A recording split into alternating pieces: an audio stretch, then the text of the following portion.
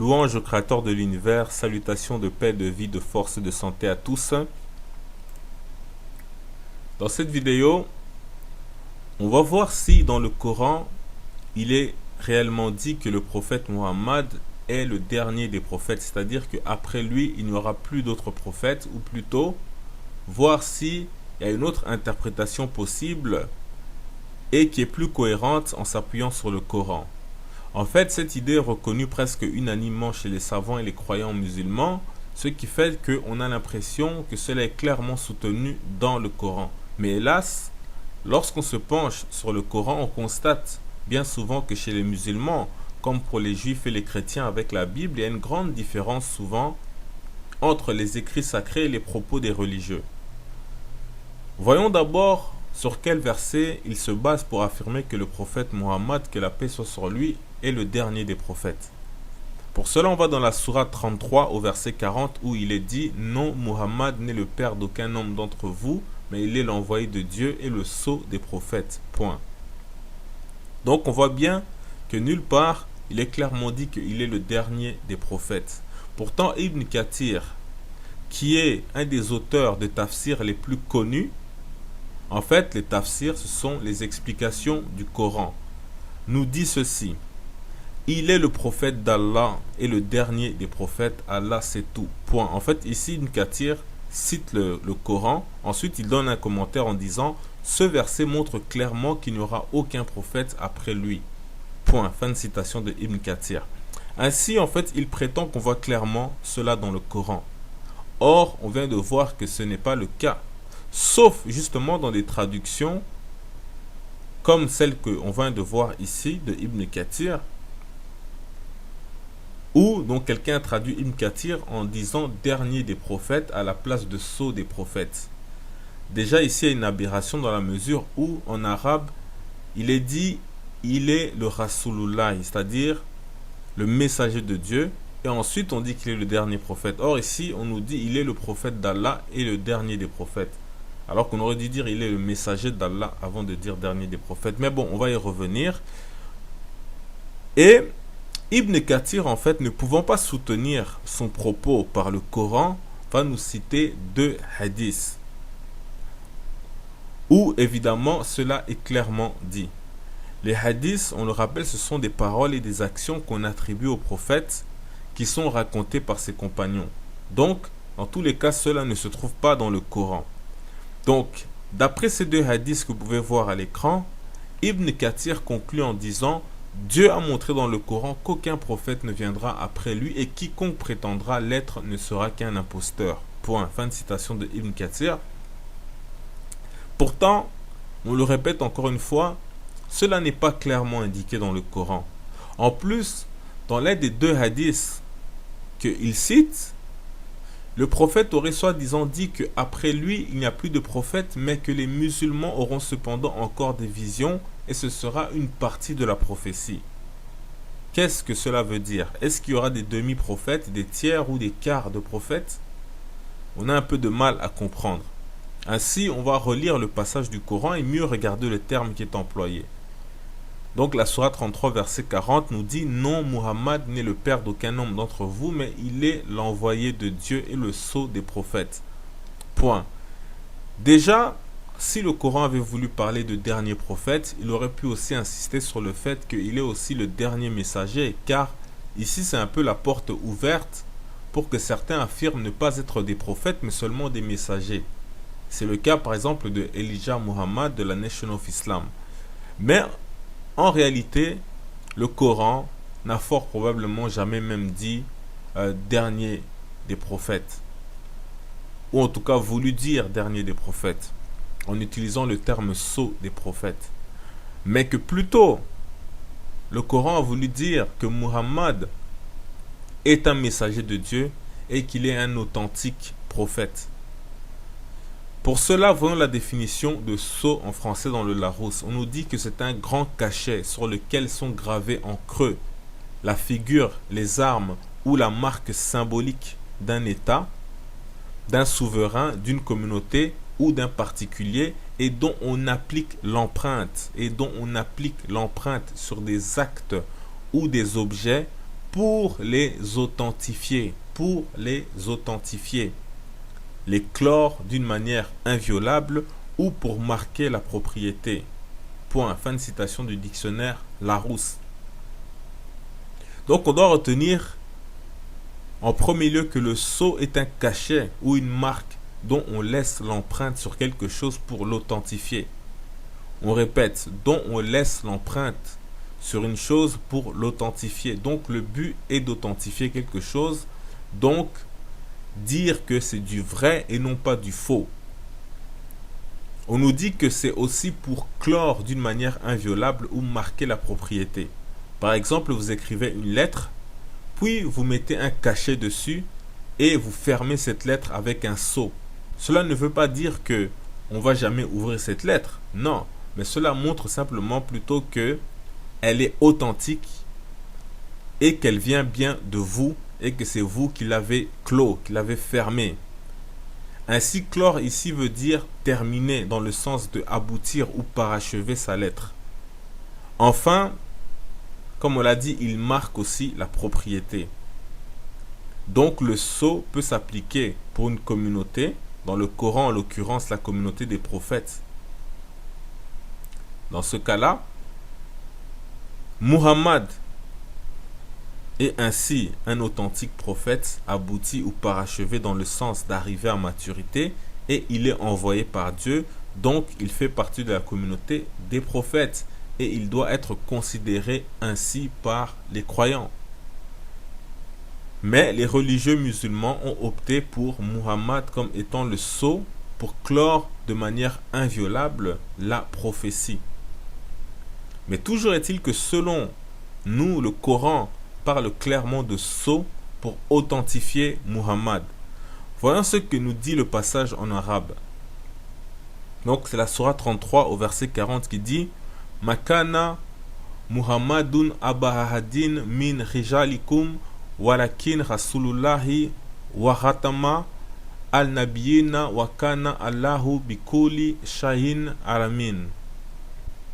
Les termes dont on a besoin sont Rasulullahi, qui veut dire messager de Dieu, wa khatama al-nabiyina, qui veut dire et le sceau des prophètes. Voyons la définition de khatam ou katam. Ça veut dire, en tant que verbe, c'est cacheter, estampiller, poinçonner, sceller, tamponner, fermer, terminer, achever, accomplir ou se mettre un anneau au doigt. En tant que nom, c'est estampillage, donc c'est la même chose. Donc, empreinte, sceau, tamponnement, achèvement, complètement, conclusion, parachèvement, clôture, couronnement, etc. Et en tant qu'adverbe, c'est dernier, final, ultime, cacheté, scellé, et ainsi de suite. Donc, avec autant de sens différents, mais qui veulent à peu près dire la même chose, il faut interpréter selon le contexte de la sourate, et on va y revenir. Quand on dit un peu la même chose, c'est-à-dire que pour un ensemble de sens ou de définitions de mots, eh bien, il y en a beaucoup qui veulent dire la même chose. Déjà, on rappelle d'une part que le terme arabe pour dire le dernier est al-akiri, qui est utilisé par exemple pour le jugement dernier, etc. D'une autre part, nulle part ailleurs dans le Coran, on utilise katam dans le sens de dernier. Ailleurs, il est utilisé en tout 7 fois, 6 fois dans le sens de sceller, fermer, et une fois dans le sens de parachever, cacheter ou estampiller, dans la sourate 83, verset 25, et les 6 autres fois, le contexte permet, presque sans l'ombre d'un doute, d'interpréter comme étant scellé ou fermé, car on parle de sceller la bouche, les oreilles ou l'esprit. Ainsi, on va revenir pour voir le contexte de la sourate 33. Mais avant cela, il nous faut voir dans la Bible que c'est exactement le même mot. Comme vous pouvez le voir à l'écran, on nous dit kotam, définition de katam, sceller, cacheter, apposer un sceau, sceller, apposer son sceau, cacheter, fermer par un sceau, sceller, clore, mettre fin, etc. Et on nous met encore un autre mot pour seau. En hébreu, c'est kotam. C'est presque la même chose.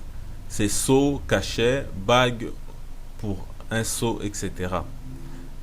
Donc, on voit que c'est toujours le même sens qu'en arabe. Ces mots sont employés 23 fois pour l'un et 13 fois pour l'autre dans la Bible. Et on peut voir quelques exemples. On nous dit par exemple dans Néhémie chapitre 10 au verset 1, voici ceux qui apposèrent leur sceau, entre parenthèses Katam. Néhémie, le gouverneur, fils de Akalia, Sédécia, etc.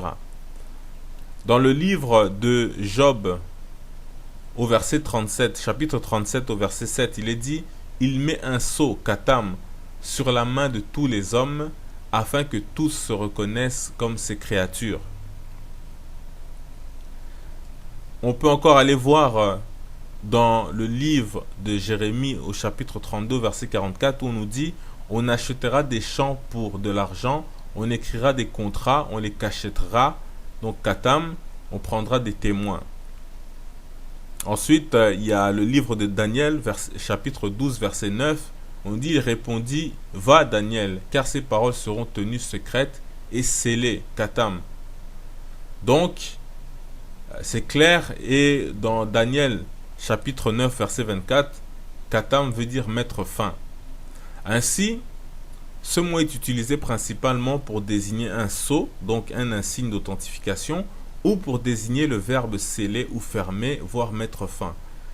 Et cela est similaire, comme on l'a vu, dans le Coran et dans la Bible. Donc, puisqu'il y a plusieurs sens, et que par exemple, les savants musulmans vont opter pour dire katam dans le sens de mettre fin au prophète, et qu'on peut aussi dire c'est pour dire que Mohammed est l'insigne d'authentification des prophètes. Alors dans ce cas-là, pour les départager, il nous faut voir le contexte de la sourate 33 qui en parle. Et c'est là qu'on voit qu'il ne fait presque aucun doute qu'il est question d'authentifier Muhammad comme faisant véritablement partie des prophètes. Car dans cette sourate, il est contesté. Il y a comme un doute à son sujet et de la désobéissance, voire de la contestation. Mais plus encore, le prophète lui-même doute de sa propre autorité. Il éprouve de la crainte vis-à-vis du public, presque même de la peur. Et Dieu lui rappelle à l'ordre en le rappelant qu'il est un authentique prophète. Et j'insiste que cela est soutenu tout au long de la sourate 33 qui fait tout de même 73 versets. Donc c'est pas comme si on parle de quelque chose d'isolé. Non, cela est clair du début à la fin. Et donc on peut croire qu'il y a probablement eu une erreur d'interprétation volontaire de la part des savants de l'islam. Pour voir cela, on va résumer en traversant toute la sourate. On ne va pas tout lire, rassurez-vous, mais on va vous mettre à l'écran les différents versets et vous pourrez vous-même mettre pause et lire. Voici comment la sourate commence. Sourate 33, versets 1 et 2. Ô prophète, crains Dieu et n'obéis ni aux négateurs ni aux hypocrites. Observe scrupuleusement ce qui t'est révélé de la part de ton maître. Et ainsi de suite. Donc d'entrée, on ordonne au prophète d'obéir à Dieu et non pas d'obéir aux contestataires. Les versets 4 et 6 qui arrivent ensuite introduisent un des contentieux auxquels le prophète doit faire face, à savoir les lois en matière de mariage et sur les enfants adoptifs, comme quoi ils n'ont pas le même statut que des enfants biologiques. Ensuite, pour asseoir l'autorité du prophète, le verset 6 dit « Le prophète a plus de droits sur les croyants qu'ils n'en ont sur eux-mêmes. » Et ainsi de suite, ça continue. Donc, en fait, pour résumer ce qui est dit en plus dans ce verset, on interdit ensuite aux croyants d'épouser les femmes du prophète, comme il est interdit d'épouser sa propre mère, et ce, même si le prophète venait à divorcer ou à mourir. Le verset 7 qui est très important parce qu'il introduit en fait le verset 40, qui est notre sujet principal, dit, en parlant à Muhammad, rappelle-toi que nous avons pris l'engagement des prophètes. Rappelle-toi que nous avons pris l'engagement des prophètes. Le tien, celui de Noé, d'Abraham, de Moïse, du Christ, fils de Marie. Et ce fut un engagement des plus solennels, afin que Dieu demande compte au véridique de leur sincérité. Point. L'engagement ici peut faire office d'allégeance à obéir et à être fidèle à Dieu. Et après tout, c'est le thème de la sourate en intro. Et après, on insiste que cet engagement-là est des plus solennels. Donc, on ne peut le violer ou le révoquer. C'est un engagement qui certifie Muhammad comme un authentique prophète. D'où le verset 40 qu'on verra plus tard. D'autant plus que ici, on mentionne les autres prophètes, sans dire, par exemple, qu'il n'y aura plus de prophètes après Muhammad, mais que tous ont un même engagement. Et c'est même un avertissement au cas où Muhammad renierait son engagement vis-à-vis de Dieu. On lui dit que c'est pour demander des comptes au véridique de leur sincérité. Et cela se prête bien au sujet de la sourate, où il se trouve que le prophète doute, où il a peur, etc. Comme on va le voir. Et on a déjà vu, dès le début, Dieu l'exhorte et l'ordonne de ne pas avoir peur des négateurs. Des versets 9 à 13, Dieu rappelle comment il a miraculeusement délivré les croyants de la défaite militaire. Or, si Dieu leur est venu en aide, c'est parce qu'ils ont cru au message du prophète. Et Dieu rappelle comment parmi ces derniers, certains, lorsqu'ils étaient attaqués de tous les côtés, ils ont commencé à douter, à conjecturer en reniant même Dieu et le prophète. Comme au verset 12 où il est dit, tandis que les hypocrites et les sceptiques disaient Dieu et son prophète ne nous ont fait donc que de vaines promesses. Point. Donc on voit clairement que l'autorité et l'identité du prophète en tant que vrai ou authentique prophète est remis en question. Dans le verset qui va suivre, on parle clairement d'apostasie et de manquer aux engagements de la part des croyants qui sont hypocrites. Donc, on voit ici quelle est la nature de l'engagement des prophètes d'être fidèles à leur mission prophétique vis-à-vis de Dieu.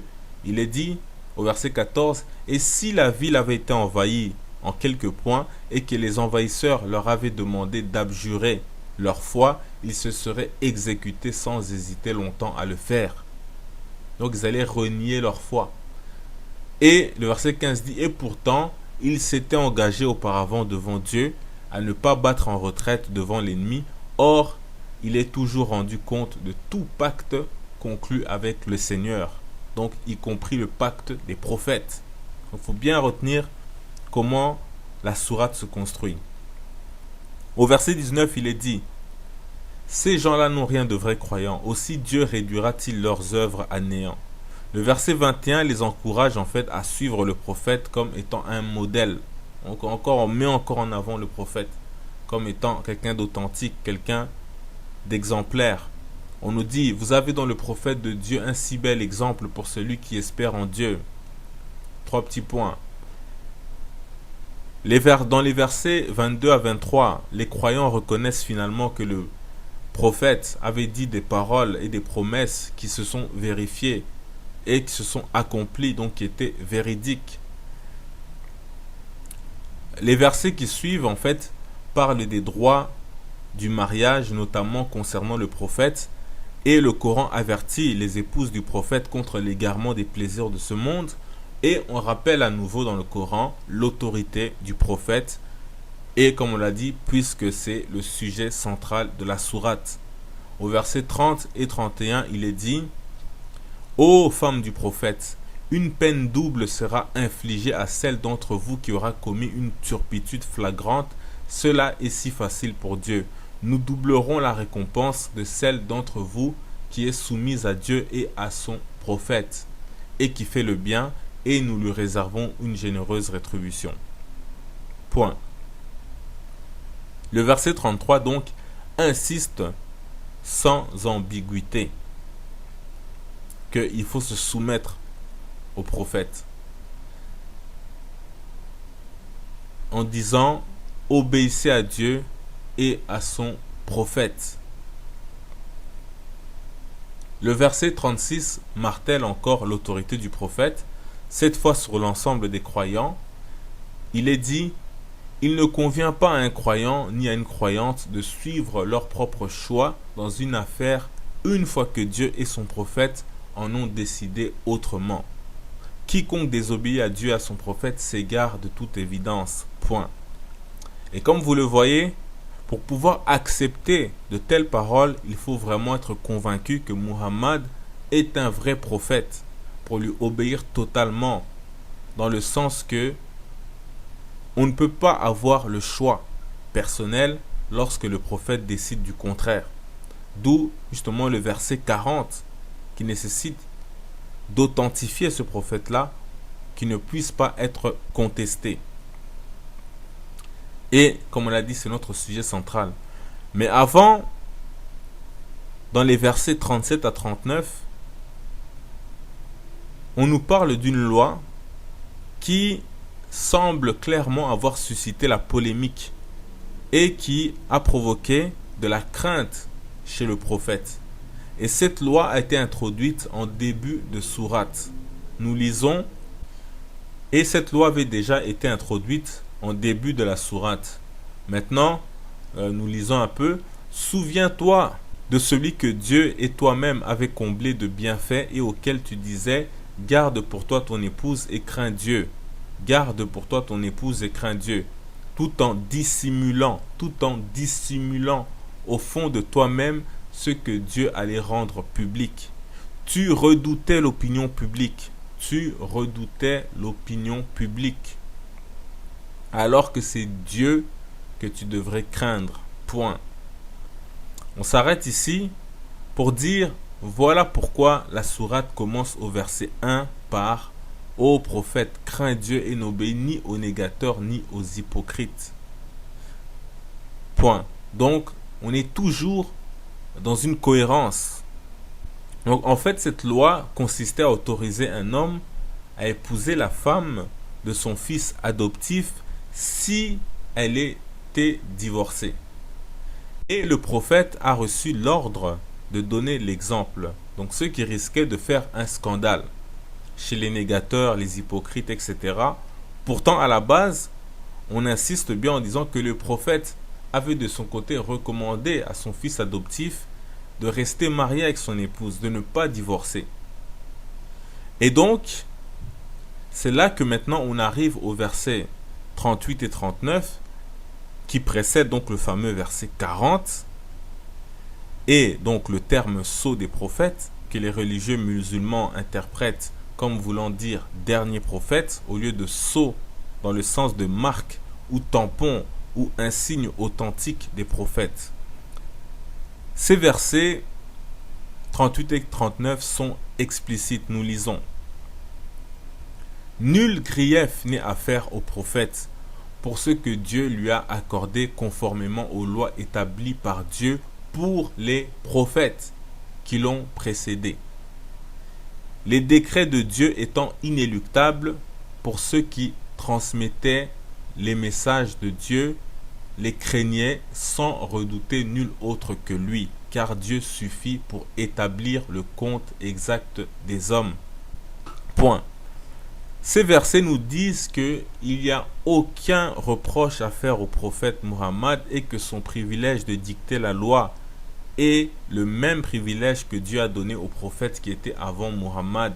D'ailleurs, je préfère la traduction qui dit, donc toujours le verset 38 et 39, le prophète ne commet pas d'erreur en faisant quoi que ce soit rendu licite par Dieu.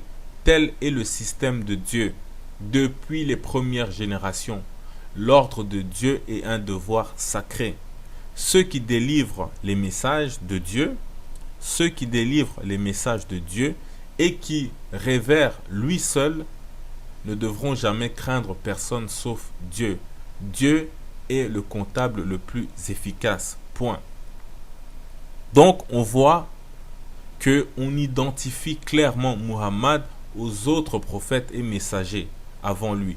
Or, on a vu que la définition d'un sceau est que c'est une marque ou un signe qui identifie une chose ou une personne à un état, à un roi ou à une communauté. Or, les prophètes sont une communauté que le Coran ici identifie au fait qu'ils dictent la loi de Dieu et ils craignent que Dieu. C'est ainsi qu'ils se comportent.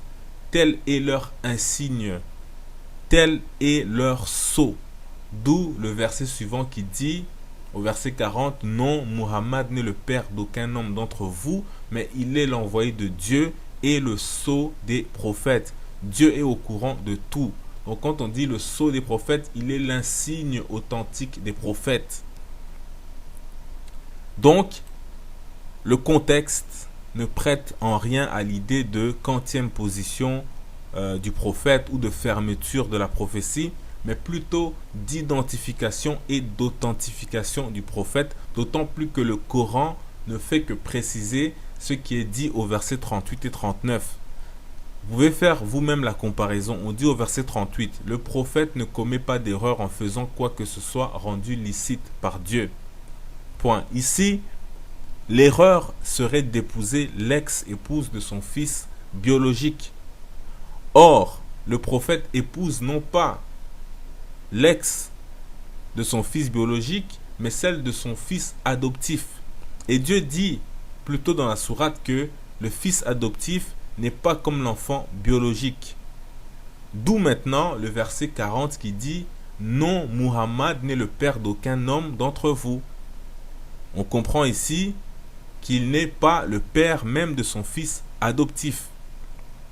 Au verset 38, on dit « Tel est le système de Dieu depuis les premières générations ».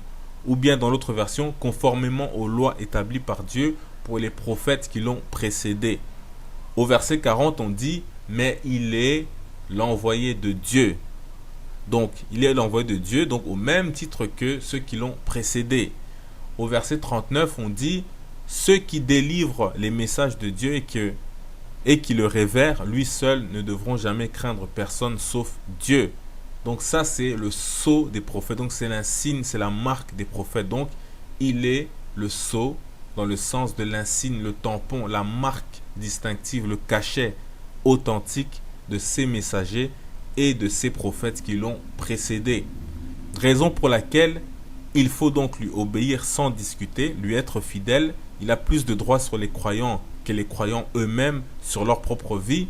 En bref, tout ce que cette sourate a dit et soutenu précédemment avant de dire qu'il est le sceau des prophètes, non pas comme étant le dernier des prophètes, ce qui est d'ailleurs hors sujet dans ce contexte-ci. Et si c'était le cas, on préciserait peut-être qu'il n'y aura plus de prophètes après Muhammad. Et d'ailleurs, on l'aurait dit dans d'autres sourates qui sont plus propices à ce sujet, comme la sourate des prophètes, ou bien la sourate de Hud, où on parle justement des prophètes, comment ils se sont succédés, leur histoire, etc. C'était peut-être là l'occasion de dire que voilà, Muhammad est le dernier et qu'il n'y aura plus d'autres. Or, on a vu que Ibn Kathir, ce grand commentateur du Coran, n'a pas cité un seul verset du Coran pour soutenir l'interprétation que Muhammad est le dernier des prophètes. Donc avant que, en fait, nous, on aille voir ailleurs dans le Coran des exemples de pourquoi Muhammad ne peut pas raisonnablement être le dernier prophète, on va terminer de résumer en fait cette sourate 33 pour bien marteler que l'autorité et l'authenticité de Muhammad restent le sujet principal jusqu'au bout. Au verset 45, on nous dit « Ô prophète, nous t'avons envoyé à la fois comme témoin, annonciateur de bonnes nouvelles et avertisseur. » Au verset 48, il est dit « N'obéis ni aux infidèles ni aux hypocrites, que leurs offenses ne t'affectent point, que leurs offenses ne t'affectent point. Fie-toi à Dieu, Dieu suffit comme protecteur. » Donc ici, on réitère encore l'information de l'introduction de la sourate. On parle encore de l'honneur du prophète, de l'autorité du prophète qui peut être remis en cause, mais que cela ne doit pas l'affecter parce que Dieu confirme que c'est un vrai prophète et que lui seul suffit au prophète. Au verset 50, après avoir énuméré les privilèges du prophète en termes de mariage, il est dit, c'est là un privilège qui t'est accordé à l'exclusion des autres croyants. Et plus loin, et ce afin qu'aucun grief ne te soit fait. Dieu est indulgent et miséricordieux. Point. Donc on ne va pas commenter, mais en fait certains à l'écoute de ces privilèges pourraient commencer à critiquer le prophète Muhammad, comme font justement les négateurs dans cette sourate, mais il est aussi un chef d'État. Il ne faut pas l'oublier. Et pourtant, il est loin du nombre d'épouses de Salomon, qui avait des centaines de femmes, ou de David, et ainsi que leurs descendants. En outre, le verset 52 dit du prophète de l'islam, il n'était plus permis désormais de prendre d'autres femmes ou de changer d'épouse en dehors de tes esclaves, même si tu étais attiré par la beauté d'autres femmes. Point. Donc, ici, on dit qu'il n'a même plus le droit d'ajouter d'autres femmes, à part s'il veut épouser une de ses esclaves. Le verset 53, bien évidemment, il ne faut pas confondre le terme esclave comme on voit des esclaves en train d'être fouettés, etc. Non, puisque on les affranchissait. Et d'ailleurs, on va faire une vidéo pour montrer les 10 piliers de la foi des musulmans. Là-dedans, il y a le fait de libérer les esclaves, les captifs, les prisonniers, etc. Et donc, le verset 53, en fait, ordonne aux croyants de ne pas offenser le prophète, même si le prophète a honte ou bien qu'il est gêné de leur faire la remarque. On ordonne aussi de ne pas avoir trop de proximité avec les épouses du prophète, donc c'est toujours le thème de l'autorité ou du respect vis-à-vis du prophète qui est martelé. Au verset 56 et 57, on appelle les croyants à bénir le prophète. Au verset 57, on nous dit « Ceux qui offensent Dieu et son prophète, Dieu les maudira en ce monde et dans l'autre et leur fera subir un châtiment infamant. » Point. Le verset 59 ordonne aux épouses du prophète de ne pas s'exposer, donc de ne pas l'offenser. On est toujours dans le thème de l'autorité. Donc, au verset 60 et 61, on parle de malédiction sur les hypocrites, les sceptiques de Médine, donc qui s'en prennent sans cesse au prophète, que ce soit par la parole ou par des actes. Donc, le verset 62 insiste encore pour dire que la loi ou l'autorité qui existait du temps des prophètes anciens est toujours la même à l'époque de Muhammad. Donc, on nous dit, telle est la loi établie par Dieu à l'égard des générations révolues et la loi du Seigneur est immuable. Point. Donc, aussi, les versets 69-70 sont sans équivoque. On nous dit, ô croyants, n'imitez pas ceux qui ont calomnié Moïse. N'imitez pas ceux qui ont calomnié Moïse. Donc, on voit que on est en train de toujours ramener le prophète à ceux qui l'ont précédé, parce qu'on est en train de le critiquer, etc. Donc on dit, ô croyants, n'imitez pas ceux qui ont calomnié Moïse. Dieu l'a innocenté de leurs accusations, car Moïse avait une place de choix auprès de son Seigneur. Ô croyants, craignez Dieu et dites des choses conformes à la vérité, afin qu'il rende vos œuvres plus méritoires et absolve vos péchés. Quiconque obéit à Dieu et à son prophète obtiendra un immense succès. Point. Donc, on compare le cas de Muhammad avec celui de Moïse, un autre authentique prophète dont l'autorité a été sans cesse remise en question par les fils d'Israël, y compris par sa sœur Myriam dans la Bible. Enfin, les 3 derniers versets de la sourate, donc après avoir encore appelé à obéir au prophète, de lui reconnaître son autorité et son authenticité, le Coran met en garde les hypocrites contre un dur châtiment. Donc, c'est ainsi que se construit, se décline toute la sourate 33. Donc, je crois que ce n'est pas la peine de faire un dessin, car depuis le début jusqu'à la fin de la sourate, il apparaît manifeste que le Coran insiste sur l'authenticité de Muhammad en tant que prophète et cette authenticité-là justifie toute son autorité comme il en fut de même des prophètes précédents. Ainsi donc, quand on dit il est le sceau des prophètes, Muhammad est la marque authentique des prophètes. Donc il est le sceau, il a cette empreinte-là des prophètes. Pour terminer, voyons maintenant deux exemples de versets qui laissent entrevoir que Muhammad n'est pas le dernier des prophètes selon le Coran. Par exemple, dans la sourate 43 au verset 61, on nous dit en parlant du Christ: en vérité, il sera un signe certain de l'heure. N'ayez nul doute à ce sujet et suivez-moi. C'est la voie de la rectitude. La plupart des musulmans interprètent cela comme le retour du Christ à la fin des temps, qui est pourtant un prophète reconnu dans le Coran. Bien entendu, on a dû inventer une astuce pour éviter en fait la contradiction entre le fait que le Christ reviendra alors qu'il est prophète et le fait que Muhammad est censé être déjà le dernier prophète. Donc on dit que quand le Christ reviendra, il ne reviendra pas en tant que prophète. Mais cette info ne vient pas du Coran. Donc le Coran ne dit pas qu'il reviendra ou il ne reviendra pas en tant que prophète, même si quelque part c'est en partie vrai, mais on ne va pas en parler aujourd'hui. En fait, pour dire simplement que il aura un autre rôle plus important encore que le rôle du simple prophète, mais on en reparlera si Dieu veut. Toujours est-il que Ibn Kathir, lui, nie que ce verset parle du Christ, mais plutôt du Coran, qui est un signe de l'heure ou de la fin des temps. Enfin, la sourate 31, par contre, nous dit: quand bien même tous les arbres de la terre se transformeraient en plumes, et quand bien même la mer grossie de 7 autres mers deviendrait un océan d'encre pour écrire la parole divine, que Dieu aurait encore d'autres messages à transmettre. Car Dieu est en vérité le Tout-Puissant, le Sage.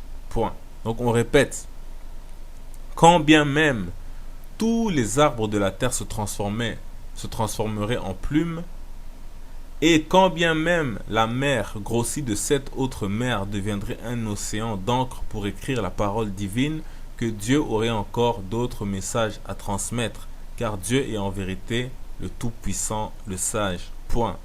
Donc, c'est pas moi ici qui traduis de cette façon-là ce passage.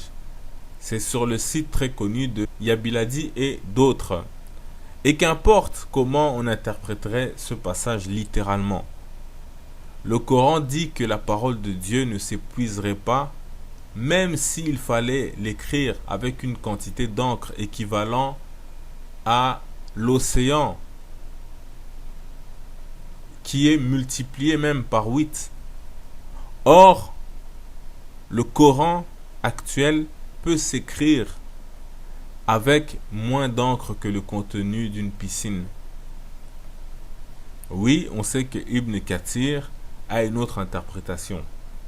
Oui, on sait que c'est une parole métaphorique, mais il n'empêche que il vient mettre un sérieux doute à l'interprétation de dernier des prophètes. Et si on ajoute à cela le contexte de la sourate 33, je crois qu'il vaut mieux garder à l'esprit que les religieux habituellement interprètent de façon idéologique pour avoir l'exclusivité ou le monopole de la guidée, quitte à faire croire que les révélations de Dieu sont épuisées, alors que Dieu dit ici clairement qu'on n'est pas prêt d'épuiser la révélation. Pour le reste, Dieu sait mieux. Paix, vie, force et santé en salutation.